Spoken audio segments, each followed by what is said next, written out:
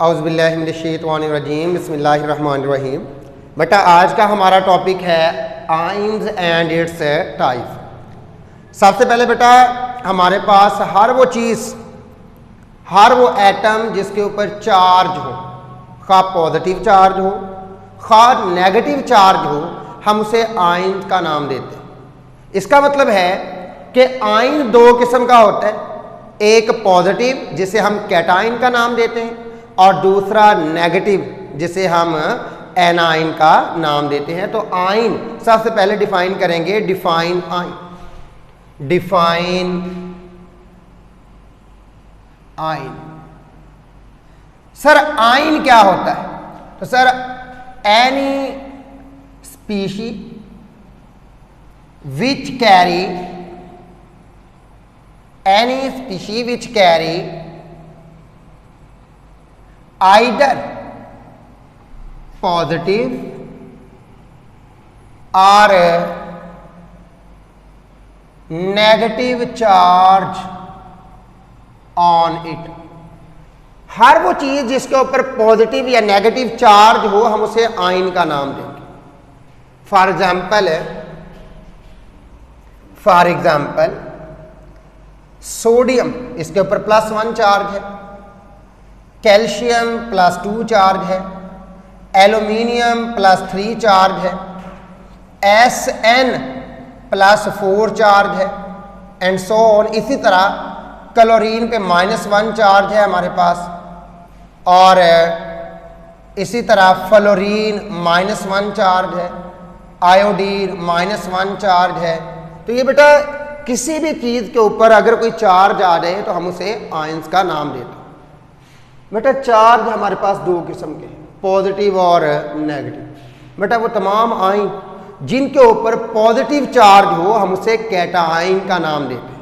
क्या नाम देते हैं बेटा? कैटायन। तो हेडिंग देंगे कैटायन। Number 1 cation. कैटायन क्या लिखेंगे बेटा? An ion which carry positive charge। Sir ऐसा आयन जिसके ऊपर पॉजिटिव चार्ज हो क्या कहलाएगा? कैटायन इज कॉल्ड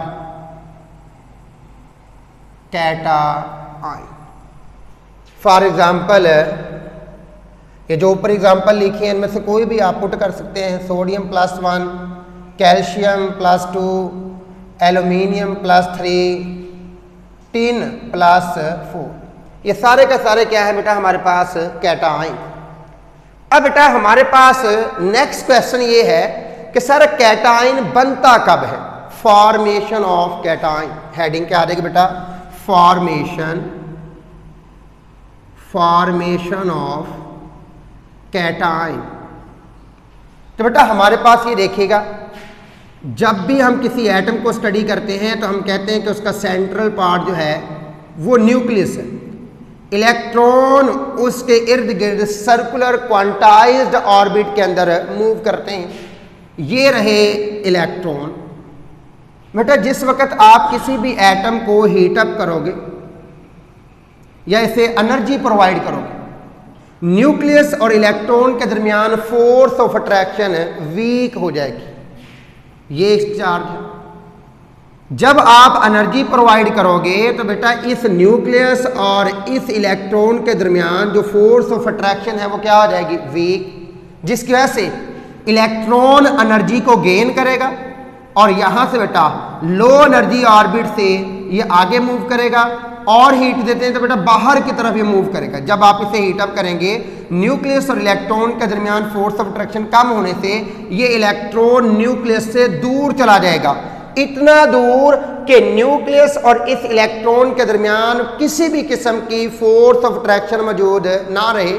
जब इलेक्ट्रॉन इतना दूर चला जाए कि किसी भी किस्म की फोर्स ऑफ अट्रैक्शन न्यूक्लियस और इलेक्ट्रॉन के दरमियान ना रहे, हम कहते हैं एटम ने इलेक्ट्रॉन लूज कर दिया। इसका मतलब है कि सर कैटायन कब बनता है? When an atom loses 1 or more electron. अगर आप इसे मजीद हीट दोगे दूसरा इलेक्ट्रॉन भी यहां से निकल जाएगा। तो इलेक्ट्रॉन जब कोई एटम लूज करेगा तो हमारे पास क्या बनेगा, कैटाइन। तो हम इसे इस तरह बेटा लिख लेंगे, when an atom loses one or more electron from its valence shell. बेटा वैलेंस शेल कहते हैं हम लोग बाहर वाले सबसे बैरूनी शेल। जब कोई एटम एक या एक से ज्यादा इलेक्ट्रॉन को लूज कर देता है तो हमारे पास क्या बनता है बेटा, कैटाइन। कैटाइन इज फॉर्म, तो हम कहते हैं जी कैटाइन बन। फॉर एग्जाम्पल बेटा देखिएगा, जर्नली अगर हम लिखना चाहें, जर्नली हमारे पास है ये कोई एक एटम है, हम इसे हीटअप करते हैं बेटा, तो ये एक इलेक्ट्रॉन लूज कर रहा है। जब एक इलेक्ट्रॉन लूज करेगा तो इसके ऊपर चार्ज क्या आएगा, +1। हम इसकी एग्जांपल मजीद लिख सकते हैं कि सर देखें हमारे पास सोडियम है, सोडियम के वैलेंस शेल में एक इलेक्ट्रॉन है, आप इसे हीटअप करें तो ये बाआसानी एक इलेक्ट्रॉन लूज कर देगा। अगर हम मैग्नीशियम की बात करें तो बेटा मैग्नीशियम के वैलेंस शेल में 2 इलेक्ट्रॉन है, तो मैग्नीशियम 2 इलेक्ट्रॉन लूज करने की सलाहियत रखता है। अगर हमारे पास बेटा एल्यूमिनियम हो तो एल्यूमिनियम 3 इलेक्ट्रॉन लूज करने की सलाहियत रखता है। एल्यूमिनियम पे +3 चार्ज आ जाएगा, +3। तो पता चला कि कोई एटम जितने इलेक्ट्रॉन लूज करता है उसके ऊपर चार्ज भी उतना ही आता है। It means the charge on cation, the charge on cation is equal to the number of electron loses। Sir किसी भी कैटाइन के ऊपर जो चार्ज होगा वो हकीकत में उन इलेक्ट्रॉन्स की तादाद को ज़ाहिर करेगा जितने इलेक्ट्रॉन वो लूज कर चुका है। सोडियम ने 1 किया है तो +1, मैग्नीशियम में 2 लूज किए हैं तो +2 एंड सो ऑन। एक सिंपल सी बात बेटा कि अगर हम किसी एटम में से इलेक्ट्रॉन निकालना चाहते हैं तो हीट हम देंगे, और वह तमाम प्रोसेस जिनमें हीट हम सिस्टम को प्रोवाइड करते हैं, सिस्टम हीट को एब्जॉर्ब करता है, सिस्टम एनर्जी को एब्जॉर्ब करता है, उसे हम एंडोथर्मिक प्रोसेस कहते हैं। क्या कहते हैं बेटा, एंडोथर्मिक प्रोसेस। तो हम यूं कह सकते हैं formation of cation is an endothermic process. It means formation of cation is an endothermic process। Sir, why formation of cation is an endothermic process? Because energy is absorbed, क्योंकि बेटा energy absorb होती है during this process, क्योंकि इस process में energy हमारे पास absorb होती है।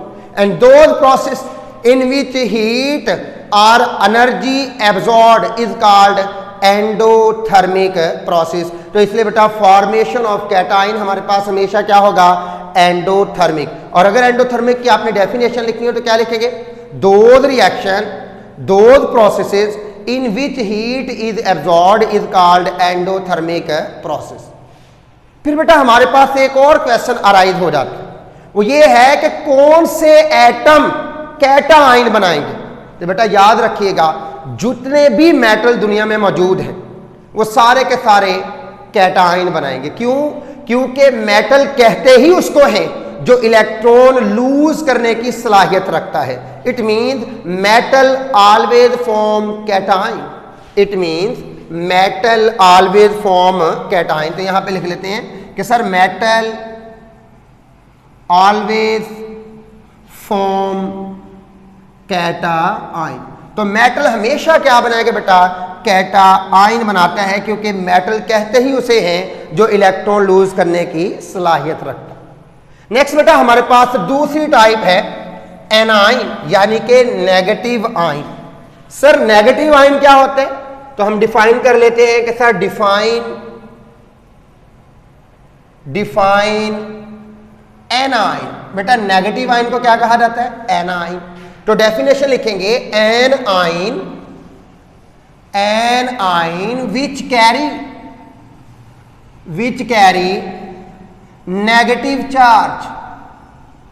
Carry negative charge on it.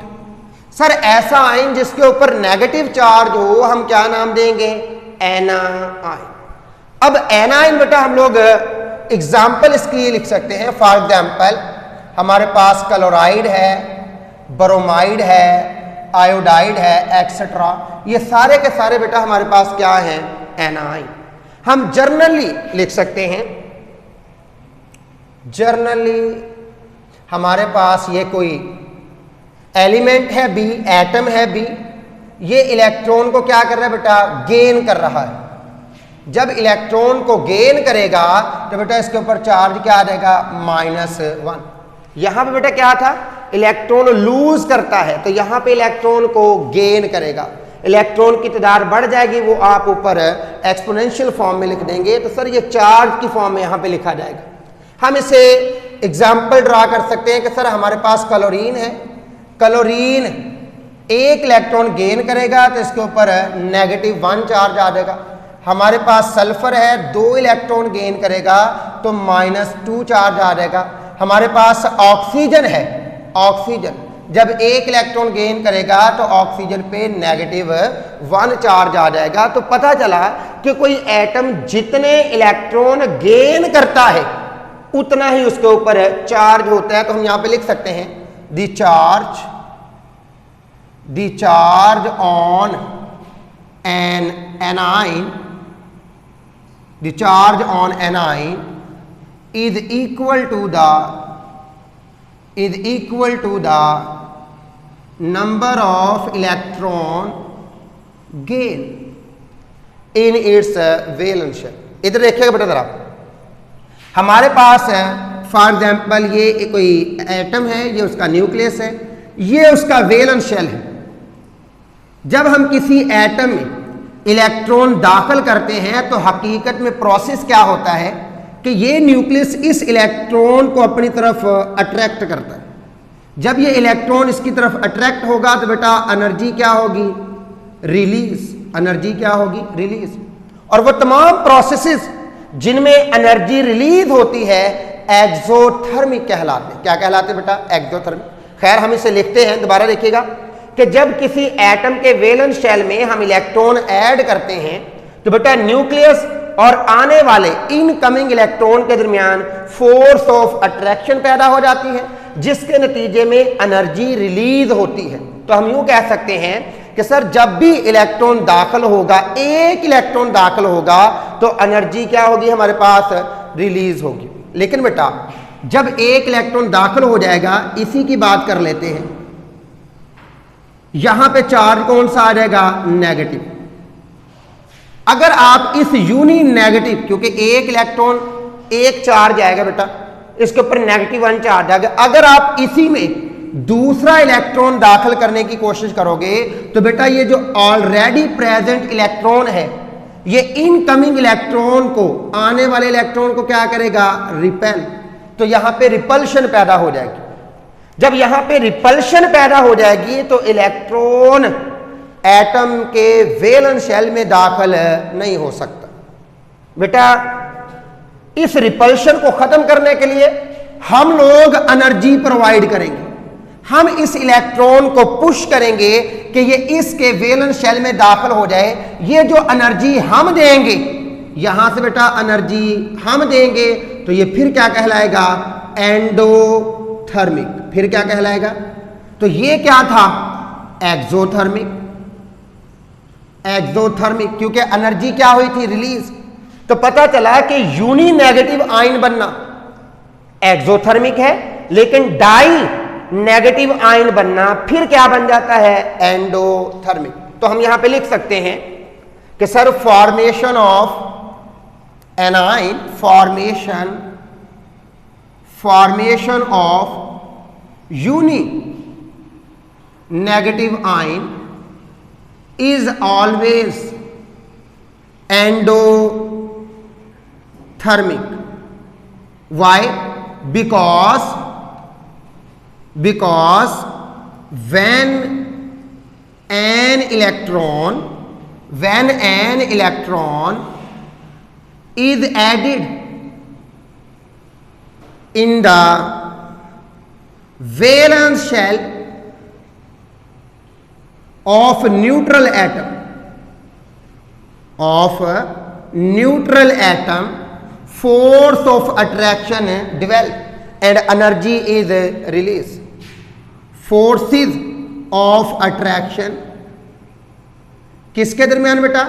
Between incoming electron and nucleus. Forces of attraction develop between incoming electron and nucleus.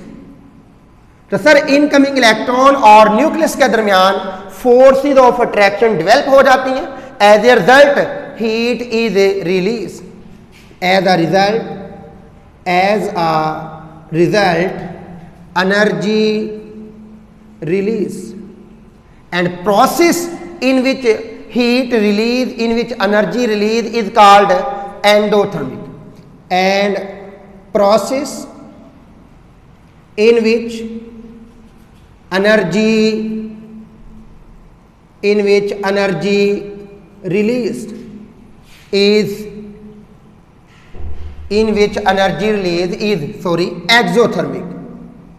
exothermic process. तो ये हमारे पास एक्सोथर्मिक प्रोसेस. लेकिन बेटा ये था कि आप किसी न्यूट्रल एटम में इलेक्ट्रॉन दाखिल कर रहे हैं, न्यूक्लियस और आने वाले इलेक्ट्रॉन के दरमियान फोर्स ऑफ अट्रैक्शन डेवलप हो गई है और एनर्जी क्या हो गई? रिलीज. और हमने इसे क्या नाम दे दिया? Exothermic process. लेकिन अगर कभी आप किसी यूनी नेगेटिव आयन में दूसरा इलेक्ट्रॉन दाखिल करने की कोशिश करते हैं तो बेटा रिपल्शन पैदा हो जाती है, जिसके नतीजे में एनर्जी हमें देनी पड़ती है. और जब हम एनर्जी देंगे प्रोसेस क्या कहलाएगा? Endothermic process. तो sir formation of di negative ion, यानी कि formation of di negative ion is endothermic in process. Sir, क्यों? Because when second electron is added in a uninegative ion, because when second electron is added in a uninegative ion, forces of repulsion develop between incoming electron and already present electron. Because when second electron is added in a uninegative ion, repulsive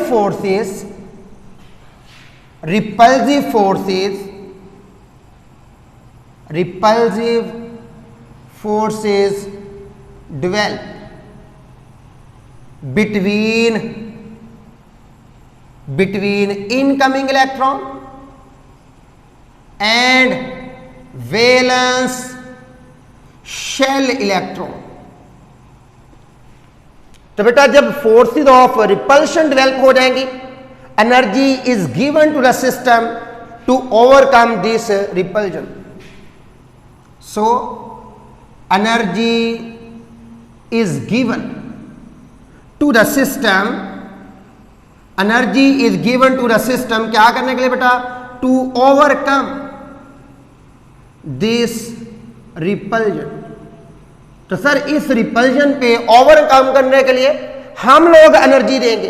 as a result this process is known as endothermic, क्योंकि energy क्या हुई बेटा? हमारे पास absorb हुई. बेटा यहां पे अगर हम बात करें कि सर यूनी नेगेटिव आयन का बनना, यानी कि रिजल्ट हमारे पास क्या निकला?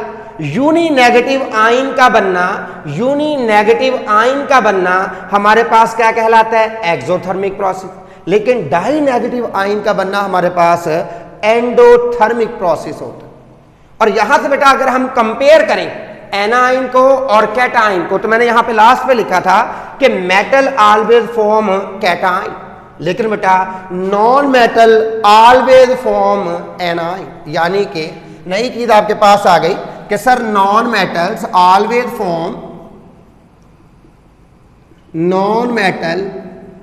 Form A9 usually.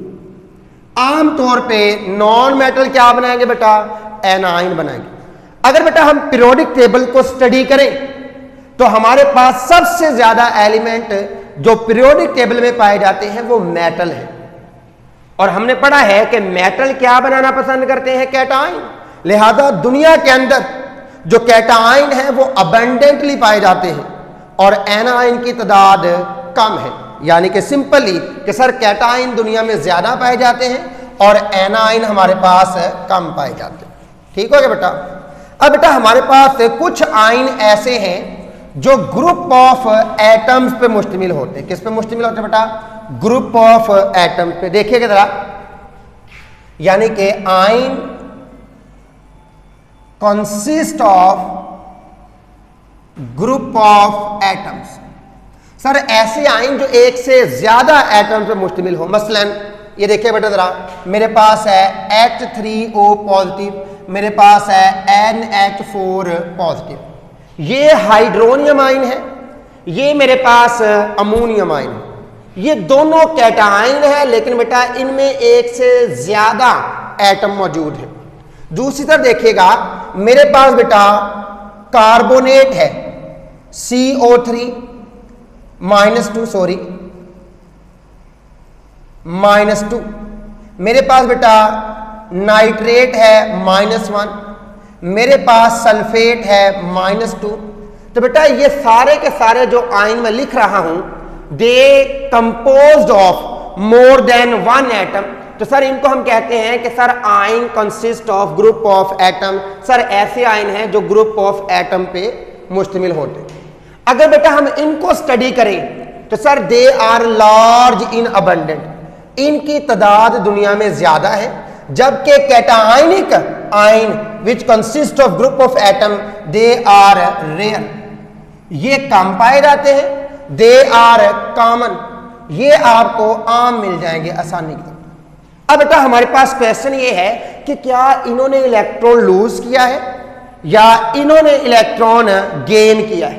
बेटा ना तो इन्होंने इलेक्ट्रॉन लूज करके कैटायन बनाया है और ना इन्होंने इलेक्ट्रॉन गेन करके एनायन बनाया, बल्कि बेटा all of these are formed by decomposition of ionic compound, या वैसे हमारे पास जो पोलर कंपाउंड है। फॉर एग्जांपल देखिए, मैं आपको यहां पे समझा देता हूं। मेरे पास है सोडियम नाइट्रेट है NaNO3, आप इसे डीकंपोज करें तो मेरे पास बनेगा बेटा सोल्यूशन, पानी के अंदर डाल दें आप इसे, तो हमारे पास बनेगा सोडियम +1 प्लस NO3 -1। तो sir they are formed by decomposition of compound, ये कंपाउंड की डीकंपोजिशन से बनते हैं। ये इलेक्ट्रॉन के लूज या इलेक्ट्रॉन के गेन करने से नहीं बनते। तो हमने क्या कह रहे थे बेटा, हमारे पास है कि sir these ion consist of group of atom but they are formed by decomposition of compound. तो ये कंपाउंड की डीकंपोजिशन से बनते हैं। आप इनको ion in the form of group of atom या ion consist of group of atoms का नाम दे सकते हैं। ठीक है बेटा जी। तो यहां तक आपका टॉपिक मुकम्मल हुआ। तो नेक्स्ट टॉपिक इंशाल्लाह हम लोग स्टडी करेंगे मोलेकुलर आयन, तो वो इंशाल्लाह कल डिस्कस किया जाएगा। अल्लाह हाफिज।